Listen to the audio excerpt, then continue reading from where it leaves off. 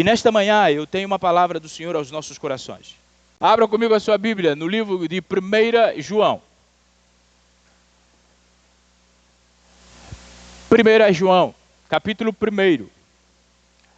1 João será agora, talvez, nos próximos domingos, a reflexão nossa pela manhã. Eu tinha uma outra reflexão, mas esta semana este livro não saiu da minha mente. Não saiu da minha mente repetidamente. Eu nunca li o capítulo 1 tanto quanto eu li essa semana. Então isso quer dizer que nós vamos pensar, durante esse final do ano e no início do próximo ano, sobre o 1 João. E eu quero começar no capítulo 1 e o versículo 7. Hoje nós estamos aqui para celebrar o sacrifício de Jesus. E sob o tema Vida Cristã Autêntica, um chamado para a igreja do nosso tempo. Viver o amor e a verdade de Cristo. João 1, 7. Mas, se vivemos na luz, como Deus está na luz, temos comunhão uns com os outros. E o sangue de Jesus, seu Filho, nos purifica de todo pecado. Obrigado, Senhor, pela Tua palavra. Fale conosco nesta manhã e encoraja-nos a um viver autêntico para a glória do Teu nome. Amém. Deixa a sua Bíblia aberta no capítulo 1 de 1 João. Alguém escreveu, Bonhoeffer, esse que foi um pastor, um teólogo alemão, luterano, ele escreveu dizendo assim que a autenticidade cristã é revelada através da forma como vivemos e amamos uns aos outros. Aqueles que são verdadeiramente filhos da luz praticam o amor mútuo, refletindo o caráter de Deus em seu relacionamento com o próximo. A autenticidade da fé, então, está aqui, pela forma com que nós vivemos uns com os outros. Certo é que o livro de João, desta primeira carta do apóstolo João, fora escrita provavelmente no final do primeiro século. E o objetivo do apóstolo João era fortalecer e encorajar os irmãos a permanecerem firmes na fé em Cristo Jesus. Porque era o período em que eles estavam vivendo desafios e confronto com falsos ensinamentos que surgiram pela influência gnóstica. Dentro da compreensão e da visão gnóstica, o que eles pregavam era a existência de um saber superior que só era concebido aos líderes espirituais. Ou seja, eles desconstruíam, eles distorciam o evangelho e negavam a verdadeira humanidade de Cristo Jesus. Por isso João viu a necessidade de refutar estas heresias. E João, ele reafirma a centralidade de Cristo para o cristianismo e a importância de nós, verdadeiros cristãos, termos uma comunhão autêntica com o nosso Deus. Porque para o cristianismo, somente Cristo é o mediador. Não há outro mediador. Não há outro que nos leva a Deus sem que o nome seja o Senhor Jesus Cristo. Pois esse Cristo é aquele que revela o Pai aos homens. Já diria aqui a palavra do Senhor. Por isso, num resumo, 1 João é simplesmente uma poderosa mensagem de amor, esperança e um encorajamento para que continuemos perseverando no Senhor, na fé que desde o início nós tivemos. E este encorajamento não ficou somente para o tempo que o apóstolo João escrevera, mas estes encorajamentos são relevantes para nós ainda hoje. E o que ele suscita a nós é permanecermos firmes no Senhor, até porque só será salvos aqueles que permanecerem firmes até o fim. Então, ter comunhão com Deus e com os outros é o retrato da firmeza em fé. Certo é, meus irmãos, uma convicção básica e bíblica é que o amor e a obediência a Deus estão intrinsecamente ligadas, relacionadas. O amor e a obediência a Deus são os verdadeiros sinais de uma fé genuína. E diga-se de passagem, qualquer fracasso ou mesquinhez em nós entendermos a vida cristã desta maneira, é a causa das divisões das igrejas, é a causa do problema da humanidade. Se nós relacionarmos com Deus de maneira verdadeira, intencional, nós haveremos de aprender a amar de maneira intencional e verdadeira. E consequentemente, meus irmãos, se nós quisermos amar corretamente, nós precisamos relacionar com Deus corretamente. Porque uma não exclui a outra. Elas são intrinsecamente relacionadas. E eu quero considerar essas verdades para a nossa mente nesta noite, ou nesta manhã. A primeira verdade que nós aprendemos aqui, você com os olhos na sua Bíblia, vamos ler a partir do versículo 1 ao versículo 4. Diz assim a palavra do Senhor: proclamamos a vocês aquele que existia desde o princípio, aquele que ouvimos e vimos com os nossos próprios olhos e tocamos com as nossas próprias mãos. Ele é a palavra da vida. Aquele que é a vida nos foi revelado a nós e nós o vimos. Agora testemunhamos que e eles proclamamos que Ele é a vida eterna. Ele estava com o Pai e nos foi revelado. Anunciamos-lhes aquilo que a nós vimos e ouvimos, para que tenham comunhão conosco. E essa nossa comunhão é com o Pai e com o Filho, Jesus Cristo. Escrevemos estas coisas para que vocês pratiquem ou participem plenamente da nossa alegria. A primeira verdade é que a vida, a palavra da vida, se manifestou, se revelou. Versículo 1, o apóstolo João começa compartilhando uma experiência pessoal. E nós precisamos ter experiências pessoais com o Senhor. A experiência de João foi tanta que ele chamou o nosso Senhor de a palavra da vida. Esta é uma informação bastante importante, porque nos lembra que o nosso relacionamento com Deus não é baseado em teorias e suposições somente, mas é centralizada no Senhor que é real, o Filho de Deus, que veio ao mundo para nos religar novamente com o Pai. Essa experiência de Deus, essa experiência de João, essa experiência que o motiva a caminhar, essa experiência que o motiva a encorajar os nossos irmãos. Meu irmão, quando nós temos experiência com o nosso Senhor e Salvador Jesus Cristo, fica fácil o testemunho. Porque nós não precisamos inventar história. É só olharmos para nós e começarmos a testemunhar da transformação que o Senhor tem feito em nós. Talvez, se nós temos deficiência em testemunhar, precisamos pedir ao Senhor a transformação. Jesus disse a Filipe: você me vê, você vê o Pai. Repara que Ele é a revelação do Pai. Não tem outra forma de conhecer o Pai sem que seja por Jesus. Nós não temos outra forma, outra maneira. E nós só conhecemos Jesus se a Bíblia for a nossa regra de fé e prática. João, ele louva ao Senhor pela grandiosidade de Cristo. Por quê?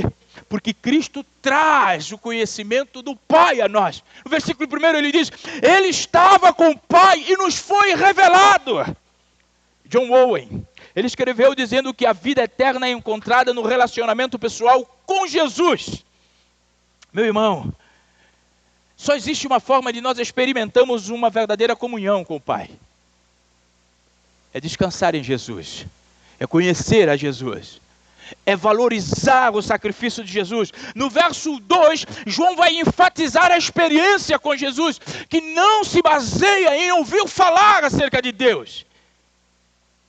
João vai descrevê-lo como aquele que ele viu com os olhos, ele pegou com a mão, ele tocou, ele testemunha a experiência própria.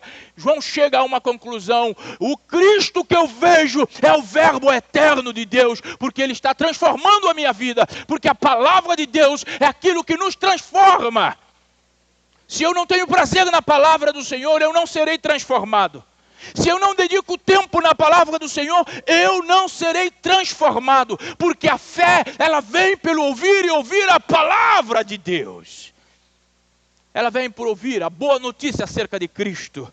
Meu irmão, no versículo 1 nós vemos aqui que esta comunhão íntima com Cristo é essencial para uma vida cristã autêntica.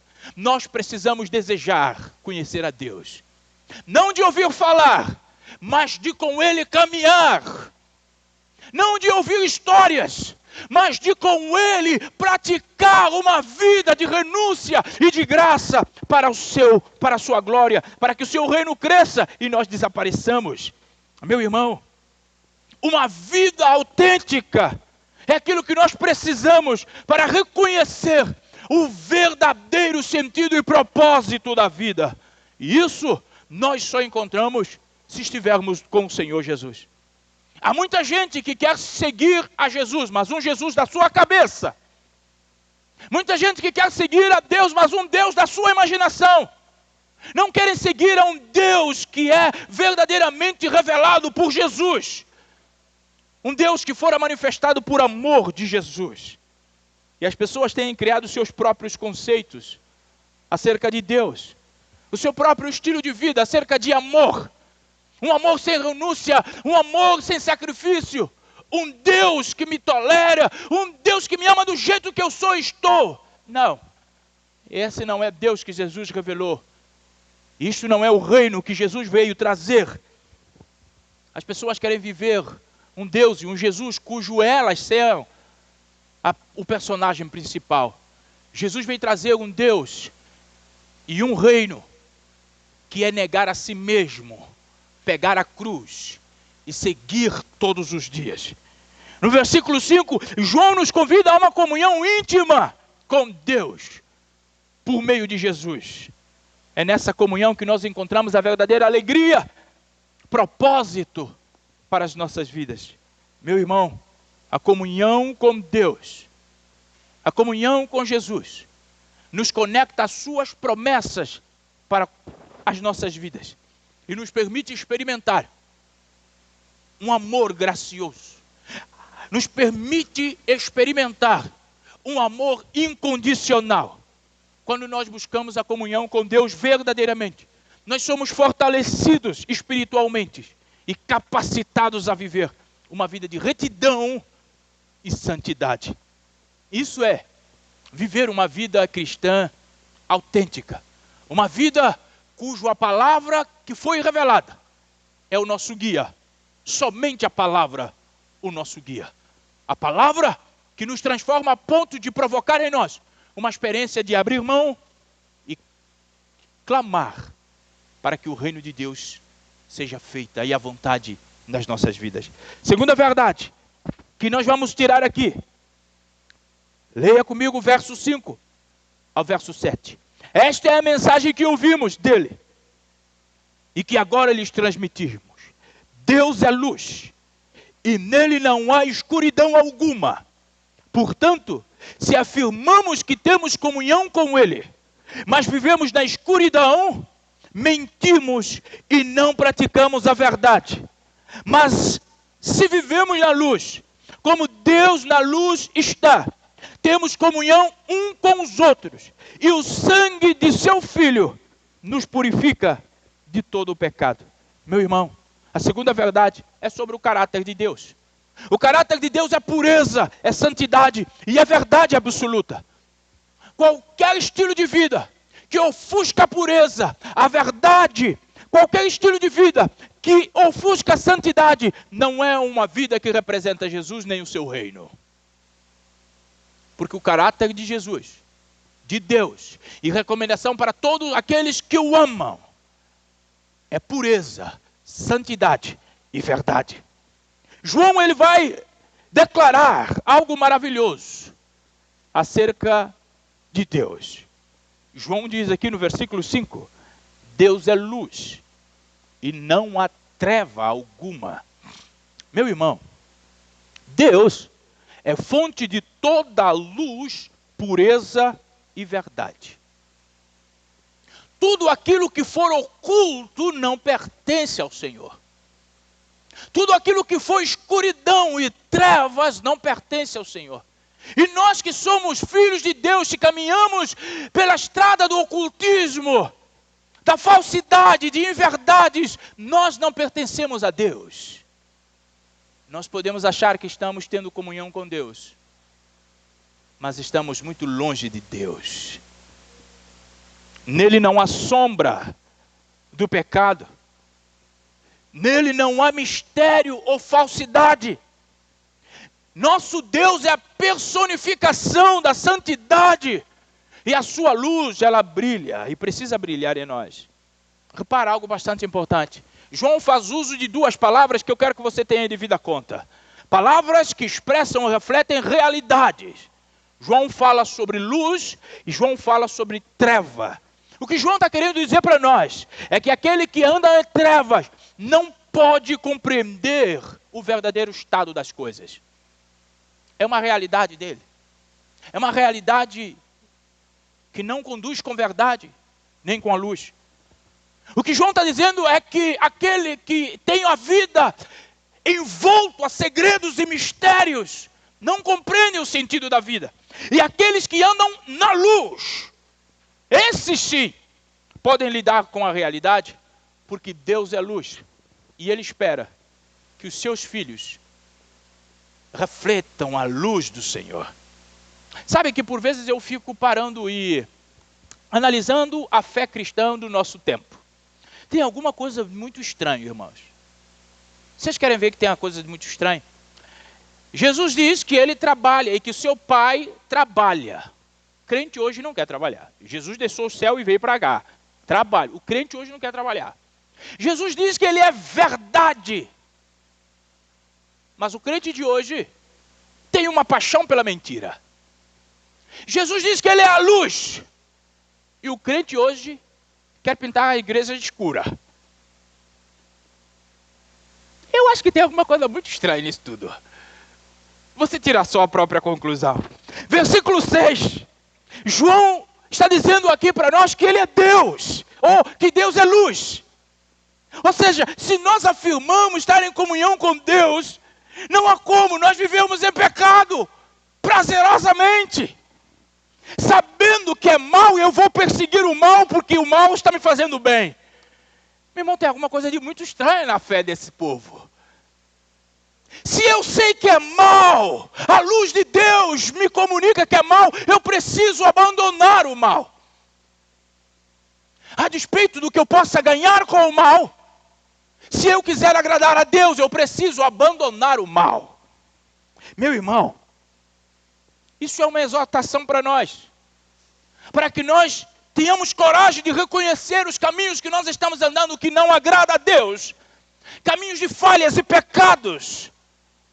Porque quando nós admitimos as nossas fraquezas, nós estamos preparando-nos para que o perdão de Deus seja uma realidade em nossa vida. Mas quando nós quisermos caminhar, sabendo que o caminho que estamos fazendo é errado, porque desagrada a Deus, meu irmão, nem a Deus nós conhecemos. Esta é a pura verdade. Versículo 7. João, ele vai dizer para nós, a menos que nós estejamos dispostos a sermos honestos conosco mesmo, com Deus e com todos os homens, não existe base para um relacionamento com Deus. Eu perguntei aos irmãos candidatos a batismo, um crente verdadeiro pode perder a fé? Ou perder a salvação? Não. E um crente nominal pode perder a fé? E eles pararam e me olharam. Eu falei, na verdade eles não perdem, porque não tem. Um crente nominal não é salvo. Por isso que eles não perdem que não tem. Então nós precisamos nos avaliar, como diz o amigo Tiago, nós precisamos nos examinar diante do sacrifício de Jesus. Qual é a nossa posição? Qual é a nossa postura? Crente nominal ou crente verdadeiro? João 4:20 vai dizer, se alguém afirmar, amo a Deus, mas odeio o seu irmão, ele é mentiroso. Pois se não amamos nosso irmão, a quem vemos, como amaremos a Deus a quem não vemos? Meu irmão, João está nos desafiando a sermos crentes de verdade. João está nos desafiando ao examinarmos a nossa caminhada cristã com sinceridade e comunhão com Deus. Quando João, ele nos diz que o fato de dizer amar a Deus, mas odiar o irmão, é o sinônimo de não conhecer a Deus, o que João está dizendo é que talvez nós possamos pensar que estamos em comunhão com Deus, quando na verdade estamos longe de Deus. A verdadeira comunhão com Deus implica viver em comunhão um com os outros. O que significa viver em comunhão um com os outros? Meu irmão, é chorar com os outros, é sorrir com os outros, é participar da vida do outro para a glória de Deus e para a edificação do outro. Se aquilo que eu produzo não edifica o outro, eu preciso mudar de disco. Quer dizer, hoje a gente nem usa mais disco, né? Mudar de quê? Nem sei hoje. Mudar das músicas. Porque hoje não tem mais disco. Disco era do meu tempo. A Rebeca Nolasco não sabe nem o que é disco, né? É esse tempo delas aqui. Então, repara, nós precisamos entender que a comunhão implica viver em união e unidade. Eu já pensei, deixar isso aqui no 2024. E parar com aquele que eu ia até, que eu já propus para 2024. Até que ele venha, se a gente não saber viver isso aqui, meu irmão, nada mais importa.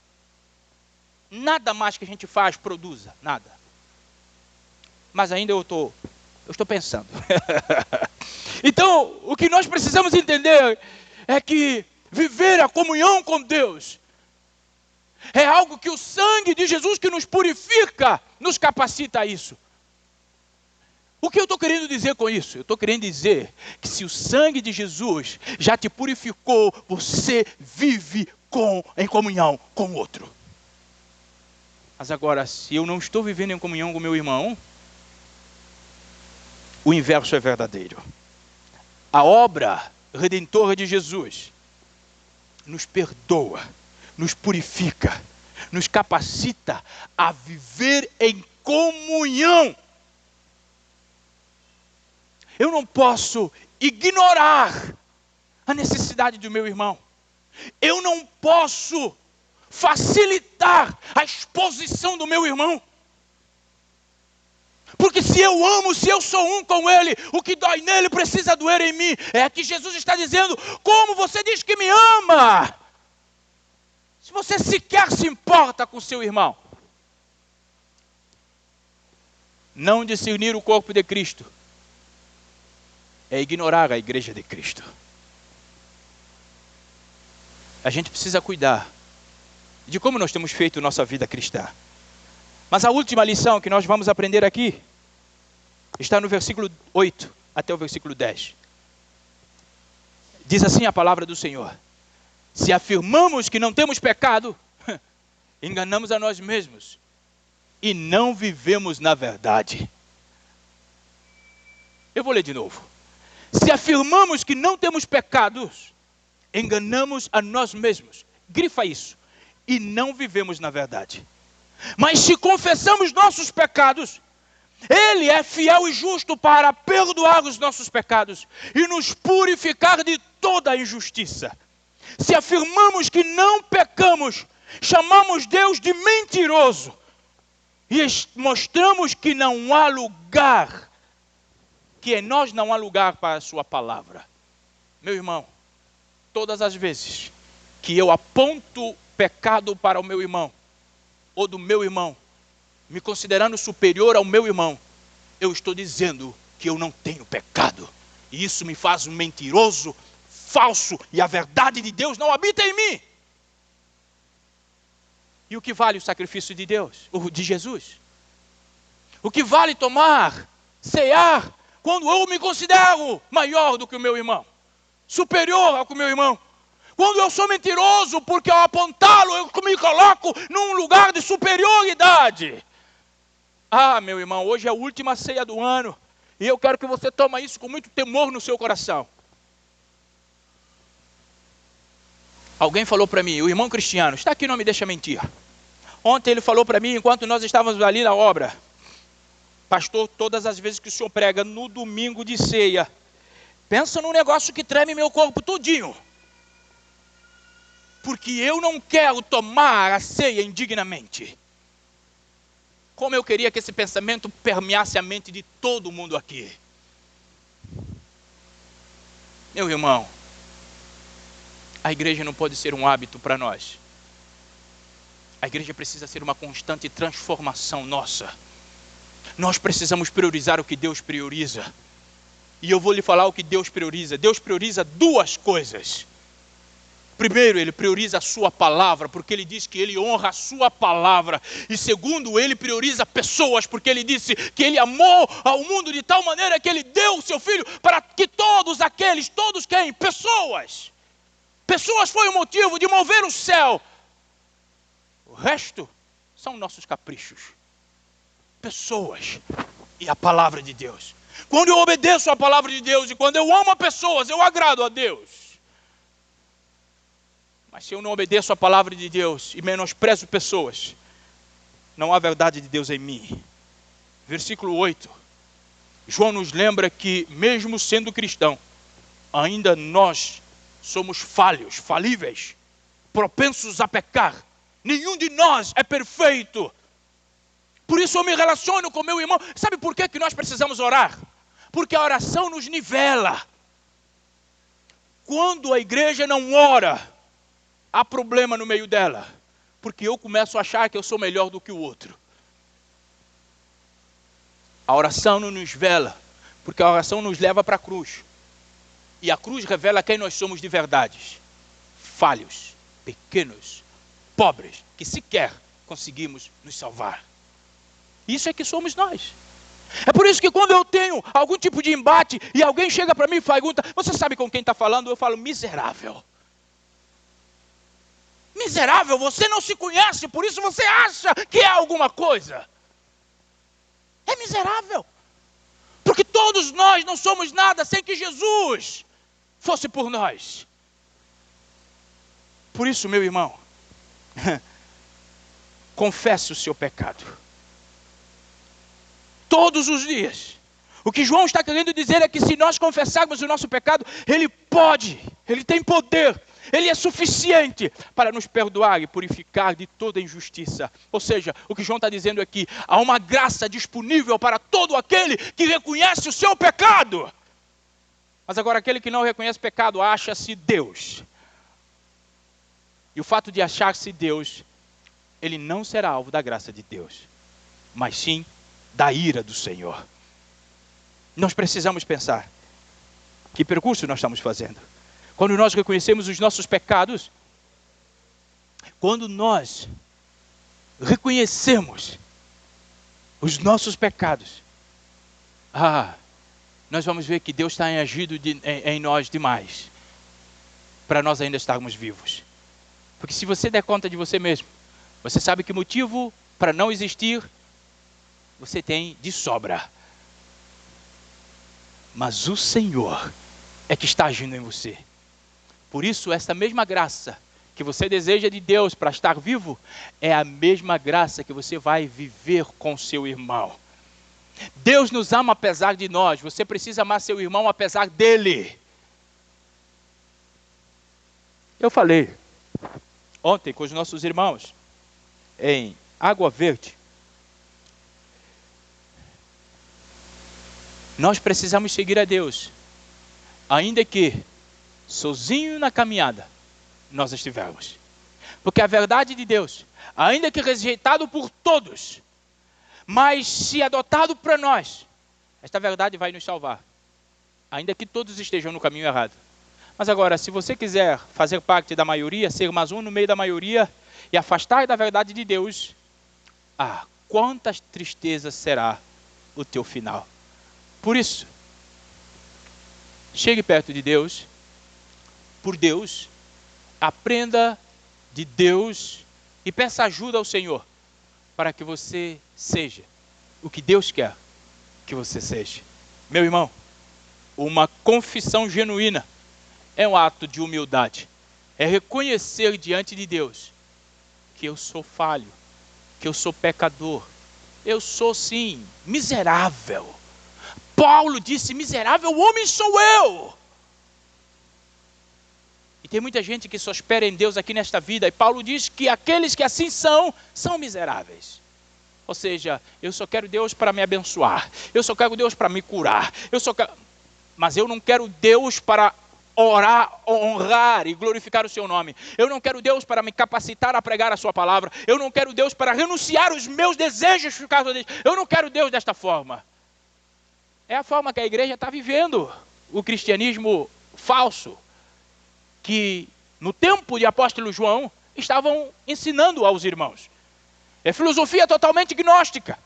E hoje nós temos uma tal de pós-modernidade que está replicando a mesma filosofia. E nós acharmos que, sim, podemos fazer o que quiser. O Deus é amor. Mas é justiça também. Charles Spurgeon, ele escreveu dizendo que quando confessamos nosso pecado a Deus, mostramos nossa dependência a Ele, nossa humildade e o nosso desejo de viver em conformidade com a sua vontade, porque a confissão é a porta para o perdão e a reconciliação com Deus. Que verdade profunda. Meu irmão, nós precisamos entender que andar na luz, andar na verdade, não é uma opção para o crente. Andar na luz, viver a verdade, é uma obrigação de todo cristão fiel a Deus, que honra o sacrifício de Jesus. Por isso eu não faço pacto com quem amaldiçoa a palavra de Deus. Por isso eu não me alinho com quem blasfema a palavra de Deus. Por isso eu não ando com aqueles que desprezam o sacrifício de Jesus. Porque isso me faz tão desprezíveis quanto eles diante do Senhor. Eu preciso valorizar o sacrifício de Jesus. Andar na luz é andar de acordo com verdades do Senhor. E hoje a igreja não quer saber disto. A igreja quer andar na sua própria verdade, na sua zona de conforto. Só que isso não é sinônimo de andar na luz. Da mesma forma que ser parte de uma determinada denominação não é significado de andar na luz. Eu falei para os irmãos aqui, hoje, uma pegadinha com eles. A Igreja Batista salva. E eles olhavam para mim, o que é que vamos falar agora? Falei, pois é, a Igreja Batista não salva ninguém. Não salva ninguém. Eu sou batista. Tem gente que tem mais orgulho de ser batista do que ser cristão. Isso é um perigo. Isso é um perigo. Alguém falou ontem dizendo assim, olha, contaram uma historinha, que alguém morreu e foi para o lado do inimigo. E quando chegou lá no lado do inimigo, falou, aqui tem batista, ele falou, ó, cheio. Aqui tem assembleiano, ó, cheio. Aqui tem presbiteriano, ó, cheio. E aí ele foi para o lado da luz. Quando chegou lá na luz, aqui tem batista, não. Aqui tem assembleiano, não.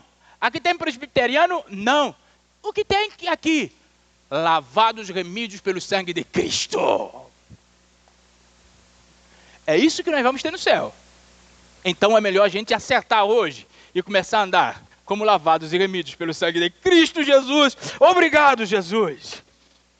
Quando nós optamos a andar na luz, nós começamos a nos confrontar com realidades que causam tristeza no céu. Nós por vezes tomamos e fazemos opção de caminhos que menosprezam o sacrifício de Jesus. E causamos uma anomalia no corpo, no reino de Deus, pelas nossas escolhas e caminhos que queremos seguir. E isso vai nos levar para longe de Deus. Meus irmãos,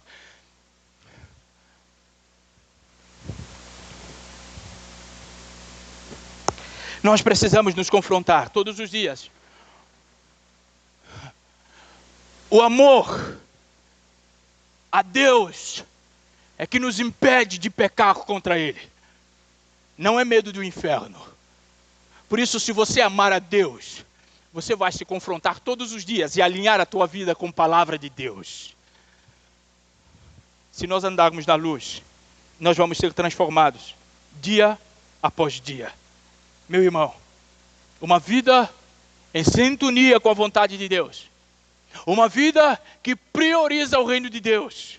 Uma vida que busca em primeiro lugar o reino de Deus. É uma vida que não tem problema em manifestar o amor, o perdão e o cuidado uns para com os outros. Por isso, que esta palavra, esses 10 versículos deste primeiro capítulo, possam ecoar no nosso coração, possa gerar em nós uma busca pela verdade do Senhor e uma profunda comunhão com Deus, e nos levar a confessar os nossos pecados e perceber que os tempos são do fim e que o Senhor virá buscar, não os batistas, o Senhor virá buscar aqueles que são fiéis a Ele. Por isso, se preocupa